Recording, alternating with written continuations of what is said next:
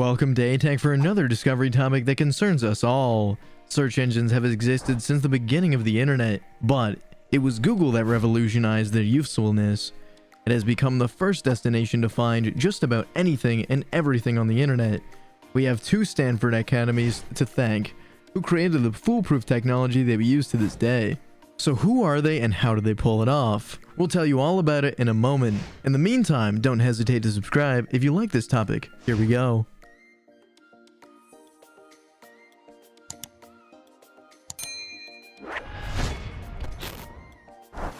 It all starts in 1995. Larry Page and Sergey Brin both go to Stanford University.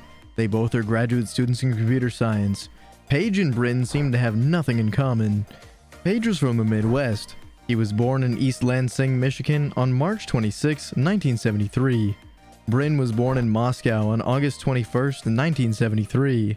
He immigrated to the United States when he was 6 years old, but in character they are differ. Page was rather reserved and quiet. Brin was rather outgoing and loud. Page was more visionary of a duo. Brin, on the other hand, was the engineer who could solve problems. In the end, they conflicting personalities completed each other. Despite their similar ages, Brin has 2 years ahead of Page. He had already earned his undergraduate degree in computer science at the age of 19. He had also passed all the exams in Stanford's doctoral program in his first try. Although he had received a grant from the Nation Science Foundation, Brin was stagnating on his research for a dissertation project. In a twist of fate, Page, a newcomer, also had to decide on his dissertation project. But it wasn't until 1996 that the duo collaborated for the first time. They started writing a program. It was a search engine that they called Backrub.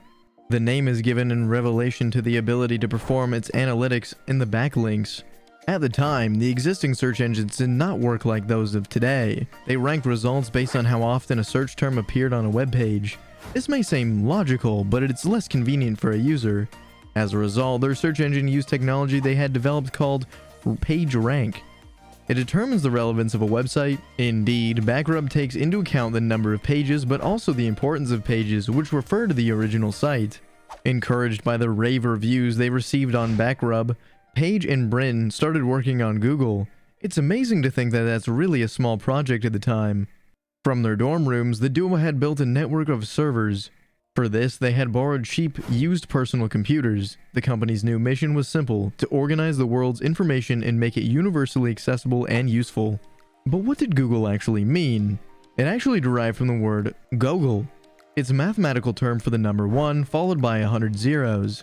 This was the sum of the arduous task of collecting information about everything on the internet. With their Google project, their first attempt was to license their search engine technology. Unfortunately, nobody wanted their product at such an early stage of development. That's where it all came down. Page and Brin decided that they keep Google, but they still had to seek more funding. Once the product was improved, they could present it to the world themselves.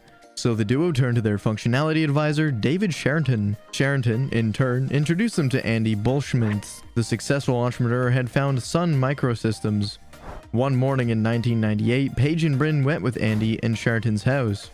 The consultant had a laptop computer on his porch of Apollo Alto at the time. They used it with the Ethernet connection to give Andy a demo. Andy asked a lot of questions, but it was not long before he saw the potential of Google. The founder of Sun Microsystems gave them a check for $100,000. The check to his name remained on Page's dormitory desk for several weeks, and on September 7, 1998, Google Inc. was fully incorporated. Page and Brin, along a massive ambition, would raise another $1 million. They did so thanks to David Sherrington, Ram Shamich, and Jeff Bezos of Amazon, who also funded them. The startup then hired its first employee. He was a classmate named Greg Silverstein. They soon realized that Sergey's dorm room wasn't going to be big enough for all three of them to work, and so Susan Volosky and Dennis Troper's garage in Menlo Park became Google's new office.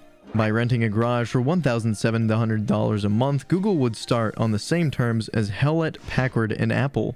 The owner would eventually become one of Google's most senior employees. His name, Anne, would become Sergey's wife. Once Google Inc. was established in Menlo Park, they fully launched Google.com. The search engine had launched in beta, but was already answering about 10,000 search queries every day. Following the success, on September 21st, 1999, Google removed the beta word from its logo. The use of the research engine increased rapidly, very often by more than 50% per month. Google was averaging 7 million users per day by the end of 1999, and the users were coming in only by word of mouth. There was no investment in marketing or promotion. That same year, the company moved out of the garage only after 5 months. Google was moving into an office in Palo Alto. Because it was popular in Silicon Valley, Google was able to attract several talents. This created a reputation that was only enhanced by company's mission statement. While so many startups claimed to be changing the world, Google was a revolutionary company that actually seemed to be doing so. The young company was making major progress. They were finally convincing some of the portals to use the research engine. The biggest surprise was Yahoo. The partnership with Yahoo has been announced in June 2000. Part of the agreement allowed the Google logo to appear in Yahoo's search pages. This introduced the brand to millions of internet users still outside of Google's market. At that time, Google's daily searches were 18 million per day before the Yahoo deal. After the partnership was announced, searches reached 60 million per day, and finally, in early 2001, Google passed the 100 million searches per day mark. What was surprising was Yahoo's reaction. It didn't seem to care that Google was essentially usurping its search audience. Indeed, at the time, Yahoo did not think search was a profitable investment. It was more focused on portal strategy. Yahoo did, however, buy a $10 million equality stake from Google. This helped tie the two companies together closely. What Yahoo didn't know was how important this partnership would prove to be to Google's overall product. Google's algorithms improved the direction relation to the number of searches performed, but also because of the amount of data and computers could derive. The flood of queries available at Yahoo took Google to the new level, but Yahoo was also helping to refine Google's search engine. In short, Google was essentially improving on the backs of its largest partner. During its ultra-fast growth, the company launched a variety of products. We know them to this day as Gmail, Google Docs, Google Drive, Google Voice, or Google Chrome. Its acquisition of platforms was viscerary. Google saw far ahead and acquired the video streaming platform YouTube. In 2015, Google underwent a restructuring. This involved its dimensions as well as their staff. The parent company is also called Alphabet. Sergey Brin is, to this day, the chairman. Larry Page is the CEO. Collectively, Alphabet and subsidiaries consistently rank among the most influential companies in the world. Google has more recently diverged into key sectors, for example, in the smartphone sectors. Also, we recognize Pixel, which offers mobile computer hardware. It even offers a smart speaker like Google Home. But advertising revenue generated by search queries remains its main mode of revenue, however.